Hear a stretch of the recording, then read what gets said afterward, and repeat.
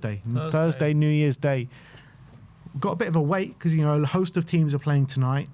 No games on Wednesday on New Year's Eve, and then there's a couple games on New Year's Day, and obviously Spurs are one of them. Thomas Frank going back to his old club. Obviously, we had our best performance against Brentford this season. It's going to be interesting to see what kind of lineup we go for. I assume that we're going to go... Well, let's go through the injury news first. Yeah, injuries, well, same, except for Bergvall is a bit of a doubt. So you got Maddison, you got Kulusevski, long-term injuries. You've got Sarr and Basuma out at AFCON. You've got a doggy who we said positive steps, the famous last words. But a doggy is back on the grass and back running again. So he's going to be available. Radu Dragushin is not injured. He's available. So he is going to be able to play. And the only other one would be Bergvall, who's a doubt. But he said he's confident he's going to be available. But he's a doubt for Thursday. It'll be a blow if Bergvall doesn't make this game, because then who do you play as the third midfielder? But look, let's get into it. 4-2-3-1 or 4-3-3, whichever one we're going to go for. Probably makes more sense to go for 4-3-3, seeing as we don't have a 10. But here we go for 4-3-3. All right, so Vicario in goal, obviously. Big Vic. And we know those long those long throws are going to be difficult to contend with from Coyote. Yeah. So Vicario in goal. Right back, we know, is obviously going to be Pedro Porro. Let's just go through the back line because we know what the back line's going to be. Romero's going to be back in. Van der Ven will be back in.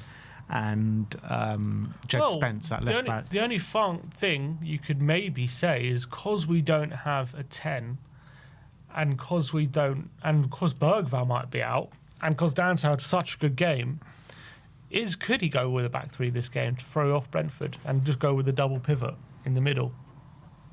I wouldn't be completely against it, but I don't think he'll do it. But we also don't have Sarr. Yeah. So you're looking at a midfield three of basically, if no Bergvall, that is, of Gray, Bentancur and Paulinho. Well, if we had a certain right winger called Brendan Johnson, you could play Kudus in the 10. Well, he said he's available, but whether he actually is available... Yeah, I think what he says and what's reality might be two different things. Might not be, though. Might not be, but I think it is. So then what? Then what do we do? Or you could play Odegaard on the right, Tell on the left, and Kudus in the middle. I don't think he's going to do that, but that's an option. In a way, doesn't back three not make more sense? I mean... You play the double pivot of Gray and Bentancur, you got the wing backs, and then you don't have to bother with the number 10. Yeah. Yeah, look, it's a possibility, but I just don't see him doing it. I don't see him doing it at all. I think he's going to push Bergvall. I mean, he says he's confident Bergvall will be fine, so maybe Bergvall will be fit. I think Bergvall's going to play. So we think Bergvall, Bentancur and Gray. Yeah. Or unless, actually, it's midweek, isn't it? So maybe he wants to freshen up a bit and get Paulinho in there. Yeah, I mean, I wouldn't be against it, but I just feel like he feels like we move the ball a lot better with Gray and Bergvall, or Gray and Bentancur there. I agree, but it's also midweek, so he's not going to go the same. He's going to have to change a few players, isn't he? Or someone. I reckon if there's changes more, it'll be on the Sunderland game, because it's still Sunday to Thursday is still a significant gap. It's not like it's Sunday, Tuesday, or Saturday, Tuesday. Oh, I see what you mean. Yeah. Okay. All right. So Bentancur and Gray at midfield three. Now it's the front line. Is he going to go with the same with Moani on the left and Richarlison up top? We know Kudus is going to be on the right. I think he kind of has to play Rishi because he played so well. So, in my opinion, so I think he will play him. But there's a case to say, should Odegaard start after his cameo? I agree. Instead of Moani out on the left-hand side, and I agree. My thing has been pay a left winger on the left wing. It just makes more sense. But he did play Moani against Brentford, and it worked quite well in that game, didn't he? Yeah. I want to see Odebear or Tell, obviously, but Odebear deserves a crack at it. Is he just going to go for Moani? He probably will just go for Moani, but I would like to see Odebear play. Me too. Me too. But it's going to be Moani, isn't it? Unless he has Moani on the right and gives Kudus a rest. Nah, I can't see that. Moani can play off the right. He's done it before.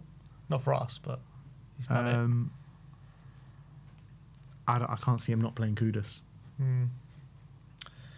Oh, sorry. Moani off the left, Rishi up top, and Kudus up front. So largely unchanged then. That's the same lineup, apart from Romero. Yeah. Exactly. And again, how many options do we actually have to change it with the players out? It's not much. Well, we got, like we said, the left winger. We got João Palhinha. Yeah. Or backline is, and fullback. Fullbacks you can't change unless you want to play Ben Davies at left back. Midfield you can't really change unless you want to play João Palhinha. He's the only one that can come in. Then you got Odebear and Tell if you want, but it's not loads of options, is it? Because of the injuries in AFCON. Yeah, I would like to see Moani up top and Odebear on the left, or Tell on the left, or even Odebear on the right and Tell on the left. I don't really mind what way he goes with the forward line. Just the one thing I don't want to see is Moani on the left. But that's the one thing we're probably going to see. Yeah, I think he actually will do it because Brentford are quite a physical team, and he's going to want to battle that physicality and counteract it with long balls to Moani and getting him to hold the ball up from wide areas. And I think he did a really good job of that in the home game. And I think he's going to know that worked, and he's going to do it again. That's what I think. All right. Well, this is the lineup that we are going for. Vicario in goal, Pedro Porro right back, Jed Spence left back, a back two of Cuti Romero and Mickey van der Ven. You've got Bentancur, Gray and Bergvall in the midfield three, Richie up top, Kudus on the right and Moani on the left. So that is the lineup that we're going for. If this is the lineup, what's your score prediction? I said 2-2. I'm going to stick with 2-2.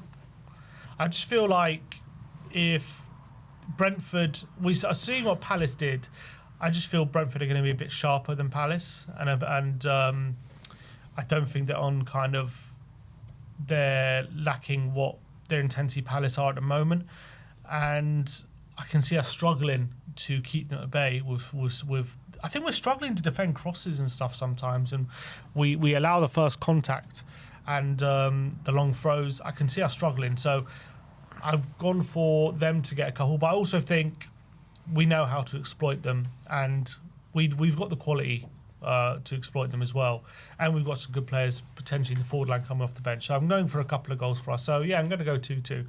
I'm going to go 2-1 to Spurs. I'm going to stick with my prediction. I went for Spurs to beat Palace, and then I changed it on the preview. I'm not making the mistake this time. This time is probably one I'm going to get wrong, but let's hope not. I'm going to change it. I'm going to go 2-1 to Spurs. Then we're going to lose now. Definitely going to lose now. 2-1 to Spurs, and look, I think we got the beating of Brentford, albeit it's a very hard place to go, the G-Tech, and there will be times that we're going to have to struggle in the game, and but I don't think we're going to allow Brentford the opportunity to hit us on the transition too much. So I think we should be okay. So yeah, I'm going 2-1. Tim's going 2-2. Let us know your score predictions in the comments section below. And let's get straight into the match preview, because it is the